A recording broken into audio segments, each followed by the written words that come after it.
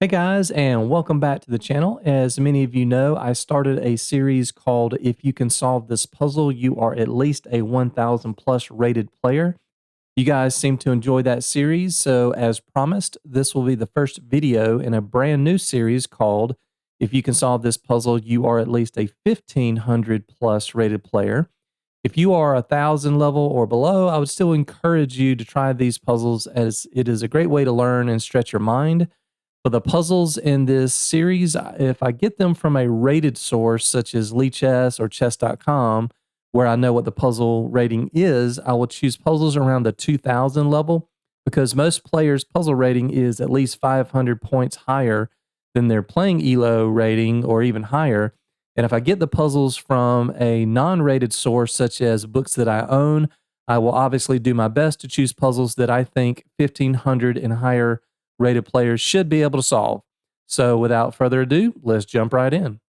Here we go. So if you can solve this puzzle, you are at least a 1500 rated player. This is puzzle number 1 in our series. So it is white to play. See if you can find the correct continuation for white. Pause the video now.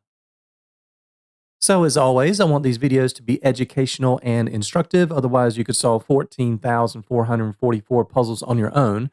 So in this video, we're going to talk about something we have not mentioned yet on this channel, and that deals with forcing moves. And forcing moves are exactly what they sound like. It is a move that you play that forces your opponent to respond, to react in some way. Lots of different types of forcing moves. I have the main ones that you'll come across over there on the right-hand side. I will make a full-length video on forcing moves later on that I'll add to the main beginner to master series. But to keep this video fairly short, I'm just going to briefly mention each one. So at the top, we have checks. Legally, your opponent has to react to that. Checkmate threats. If they don't do anything about that, it's going to be a mate in 1, a mate in 3, some kind of mating, forced mating net. Double attacks. So maybe that's a fork, or maybe you push a pawn that attacks a pawn and another piece at the same time. So they have to react to that. Captures. Obviously, if I take your knight, you're going to take back my knight with your bishop. The threat of a capture, obviously, if we attack a piece, then they need to move it, do something about it. A counterattack, so they attack our knight with a pawn, but we turn around and attack their queen. So they don't have time to take our knight, their queen is hanging. A pawn promotion threat is self-evident. Occupying a critical square, maybe we have a critical square on d5 and we make a move where we're threatening to hop our knight into that juicy d5 square for whatever reason. So black needs to react to that to try to prevent that. Maybe controlling a file or a rank. Maybe we play a move where we're threatening to get control of the c file, or you've heard rooks on the 7th rank. If we're white, maybe we play rook to a1. We're threatening to bring our rook down and get our rook on the 7th rank, and black needs to respond to that. So lots of different examples here. And basically, all of these are different types of a threat. Don't mess with the bull, young man. You'll get the horns. Right. Yes, sir. Understand. Okay, so back to our puzzle. Basically, every puzzle will fall into one of 3 categories as far as what your goal is.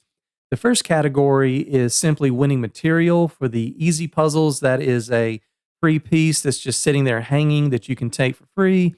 As the puzzles get harder, then you're going to win material through some kind of tactical sequence of moves, through a fork, sacrificing a piece to win a more valuable piece. And the third category is you are in an otherwise lost position and you're trying to secure a draw through repetition, or maybe you just throw all your pieces at your opponent, sacrifice everything, or find your way into a corner and force a stalemate. So what kind of puzzle is this? Using process of elimination, if we look at category number 1, winning material, we have to attack a piece to actually win material. So how do we attack these 3 pieces? They're all defended. So there's no good way to attack any of these pieces. And oh, by the way, our queen is hanging on e4. If you trade here at the bare minimum, that would just be an even exchange of queens. So it's not winning material. So the second category is checkmate through some kind of forced mating net. Do we have any checks in this position? We do. We have 3. 1, 2, 3. So if we look at each of these, if we take on g6, then either of these 2 queens by black can recapture, nothing there. If we try a sacrifice, if we play queen to g8 or queen to h8, maybe we play queen here and the king takes. And yes, we have a couple of spot checks here on E8 and C8, but the king can just put himself back on H7, and we don't have any follow-up there. Okay, so that takes us to category number 3, which is to secure a draw, which is the solution to this puzzle. Okay, so you will notice in the solution of this puzzle that we are going to use one of our forcing moves. It is going to be the first item on our checklist, which are checks. So every move that we make will come with check. If white plays any non-checking move, it's actually a force mate by black. And the top engine move for a non-checking move for white is rook to d3 to break up the communication here. But now it's a force mate in 6 by black. You can pause the video if you'd like, try to find it. I'll go ahead and give you the line. Black has 2 moves here, queen to b6 or queen to b8, both very nice moves. And the idea is to deflect the d8 queen away from the defense of the g5 square. So if the white queen moves or takes our queen, that's a nice mate on g5. So they can't do that. The top engine choice is queen to g4. We're going to snap that off. Pawn takes, check on h2, block with the rook. And now we play queen to f4. And the idea is the king can't move. And the idea is to simply play queen to f2 checkmate. Rook can't block because it's pinned. So white actually has 5 different moves here to delay the inevitable checkmate. And those 5 moves are queen g8, queen h8, just a spot check that we can take, or queen c7, queen d6, queen d3. All 3 of these moves will prevent queen f2 mate because we can block here on g3. So whatever white does, we'll just take that. And now this is like the zook swing of all zook swings because the pawn can't move because it's pinned, king can't move, and the rook can't move because it's pinned. So rook has to take, and we snap that off. And that is a very nice way to finish up the game with mate on h2. So in order for us to secure the draw, we're going to need to stalemate our own king. So we are basically going to throw all of our pieces at black and be left with a king that cannot move here. So the solution is the first move is, and actually we have 2 different moves that we can make here. So the first thing is we are going to sacrifice our queen, and it does not matter which square that we do it on. We can play queen to g8 check, and we are offering up our queen, and black is forced to take this. So we're basically making an offer that he can't refuse. I'm going to make him an offer he can't refuse. What a fantastic movie. So black king has to take, and we have this check on g6 doesn't lead to anything, doesn't help. So 2 main checks, queen to e8, rook to c8. The correct move is with the rook. If white plays the queen first, this is lost. King goes to h7, we give a check, king has to take. Now we play rook c8 check, but the king goes to g7. And you might say, well, just throw the rook at it. Well, I'll just go to f6. And you say, well, just take the pawn. Yeah, but I don't have to take this because that would be stalemate. I just go king f5. And now if you go rook g5, that's checkmate. And if you give me a check on f6, I can take that because the g6 pawn is no longer there. So the white king does have h5. And of course, that would be checkmate. So if we go back to this position where we had a choice, we have to play the rook first. Rook c8 check.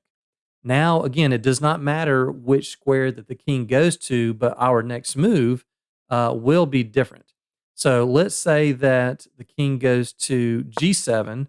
Well, now we have a couple of different ways to secure the draw here. We could play queen to e5, or we could play queen to d4, so we could get on this diagonal, or we could simply give a check with the rook. So again, we're just going to throw our rook at the king. If the king takes this, the king doesn't have to take. If the king takes this, then yes, now we go queen to e8. King goes to one of these 2 squares, and we can play queen to h8, and I'm going to make him an offer he can't refuse. black king has to take our queen again, and this is stalemate. No legal move for the white king. Now, if I had gotten this puzzle from chess.com, then they never give you a puzzle where there are multiple moves you can make. There's only one right answer. But I got this from one of my books, so there are a couple of different variations, and there are positions where we could play a couple of different moves that still result in the same thing. So let's go back a few moves where I said that we would have to play something different. That's if we just looked at king to g7. We could have played this or this or this. However, If the king goes to h7, then obviously we can't play one of those two moves, but we do have to play rook to h8. And again, the king does not have to take that. Let's say that the king goes to g7. Well, now once again, we can get on one of these two squares. It does not matter which one. Let's say we go queen e5 check.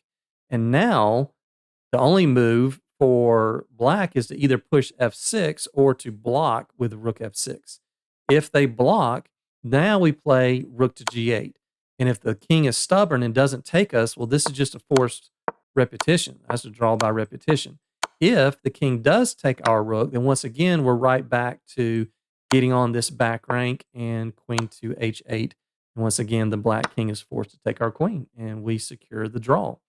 Pretty cool. So those are some examples of forcing moves. So I hope you guys enjoyed that. Hey, thanks for watching. If you think these videos are helpful and you would like me to continue posting them, please consider liking and subscribing. Thanks so much, guys, and we'll see you on the next one.